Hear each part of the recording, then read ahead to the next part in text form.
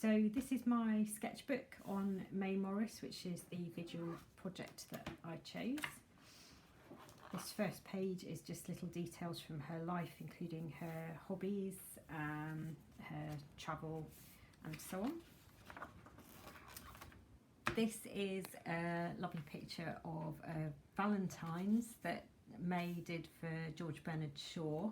And what I've done is I've stuck in a lot of pages that have come from this book, which is a comprehensive book on May Morris and her creative output. So on a lot of pages they're printed out from here, which was just my way of incorporating a bit of inspiration directly into my sketchbook.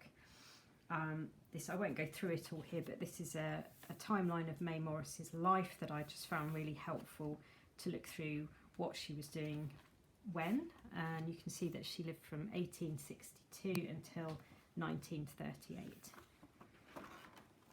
And again, that's a piece of jewellery which later on in her life she began silversmithing, and there's some beautiful pieces of jewellery she produced.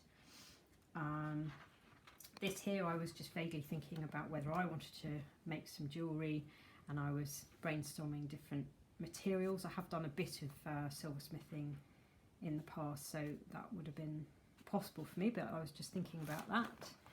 And again, there's some of her jewellery, and this is pretty tongue-in-cheek really, but this was my May's anti-capitalist jewellery, where I cut up, as you can see, an aluminium Coke can, and I made a little pendant. Just an experiment.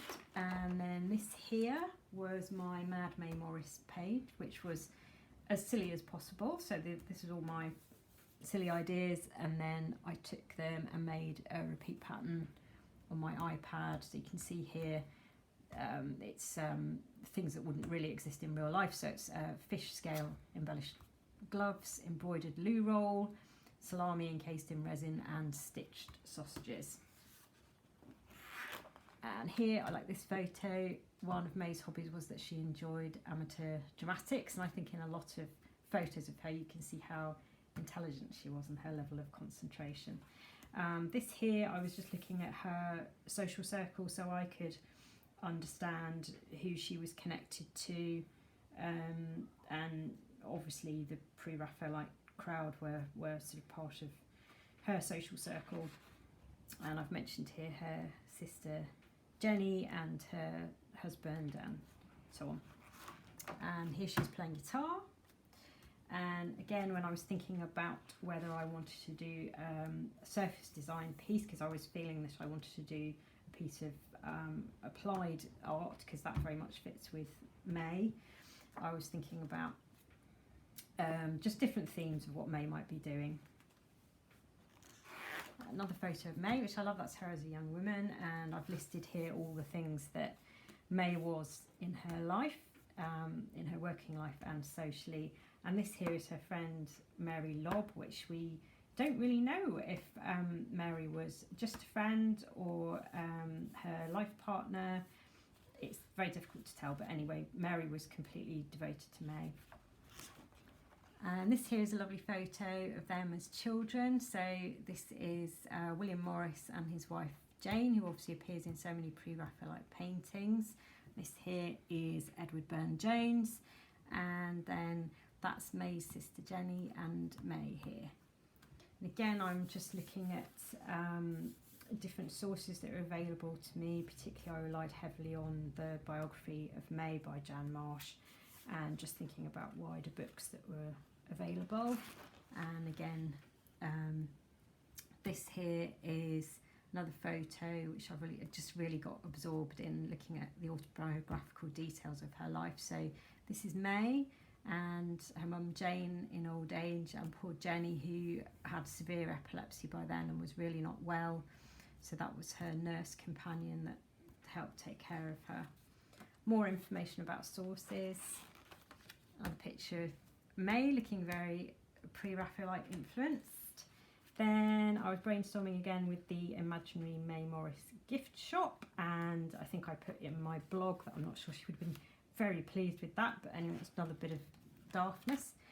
Some designs here, some more May's designs, and then I've looked at colour palettes, which, as you can see, generally tend to be quite desaturated earth tones, just to give me an idea of what colour palette she used and whether I wanted to go with hers or come up with my own. I was just thinking about that. And then here, this beautiful embroidered book cover by May, and some more colour ideas. May didn't really use a lot of pinks and purples particularly, but that was a colour range that I was thinking I wanted to add because I'm quite obsessed with pinks and purples. A bit more of her jewellery. Again, thinking about what sort of materials I might use for my final piece and pros and cons. And another design by May. Then this here, I've sketched out different ideas, thinking about how I might make a pot with a surface design on it and different shaped pots.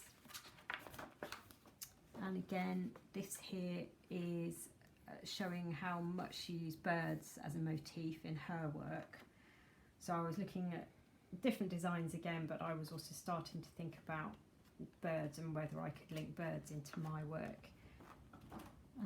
This is May as an old lady, and this is just another draft page really, which was my idea about if I could have a time travel session, I could go back and visit May. So obviously I found a time travel app, and if this was real, this was my just figuring out logo designs for what a time travel app logo might look like on your phone.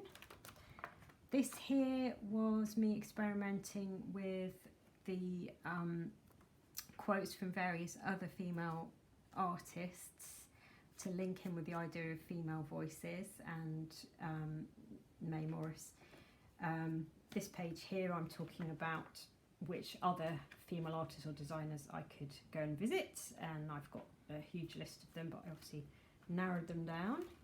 And here's some more quotes. Obviously that's from Artemisia and from May herself. Then on this page here, I've written out various quotes from different female artists and some less flattering quotes from critics. So obviously I'm looking at feminism and misogyny. This is an embroidery design in progress. I always really like looking at how she built up her designs. And then on this page here, I'm just vaguely thinking about how I might incorporate text onto an object as well. Then here, that's another book cover. And on this page here, I've returned to the subject of my time travel app. What would I learn? Where would I go? Who would I talk to? And I've narrowed it down to the artists that I mentioned generally, although there's a few more up here that I've discussed as well. There's another May design, and then I won't spend too long on this because I've written it up within the appendix to my essay, but this is my imaginary interview with May Morris. And here is a work in progress where this is, I really just, again, I say, like seeing her work in progress where she's actually used pencil and watercolour and a grid to work out her design. So more pages from my interview and another page of one of her finished designs. More of the interview. Another design, more interview, the interview done. Oh, this is May looking rather romantic and lovely in her dress, and so I'm now focusing in on my clay figure of May, just looking at what she liked to dress in and how I might adapt that to something a little bit more modern, but getting a flavour of her style. A friend of mine cut this out for me from the newspaper as an idea for May's hair, and I love the idea of her having an updo. So on this page I'm just thinking about an updo, and considering that embroidery silk would probably be a lot lighter to use than clay, I was worried about the weight of clay on her head. Just another page of her designs for inspiration. This is just different, obviously different poses that May might be in as she's reading. I did reject the idea of her lying down. I thought that, you know, although I wanted her to look more contemporary, that it was you know, May would maybe not be pleased. I thought she'd probably be sitting. Just another bit of her jewellery, and this was just a rough of what I thought the pose might look like of May sitting. probably quite formally, reading a miniature copy of my essay. And by this point I had the idea that I would have a cloud pattern on her dress and little pendant, which is a found object of a mother-of-pearl bird to carry on the theme of birds. And here the birds are again, May's motif, and then this final few pages is for my paper mache pot design, which is obviously me and May riding birds. So this is the first image starting to emerge. These were all done on the iPad, so that's why they're stuck in here. So just different ideas. I was just playing at different elements, how we might be sitting, what we might be doing. This was then becoming more the sort of design pattern that I liked. I thought that would make a good repeat pattern, this pair of birds. Just had another look elsewhere, different elements. And then finally, I was looking at whether I should just create some slight variation of the position of the birds' heads or the arms of me and May. And then when I'd firmed that up, of just deciding that we ought to be dressed in slightly different clothing to differentiate from me and May, that I just did a quick little sort of colour study so I knew what I wanted to put on my pot. And that is it.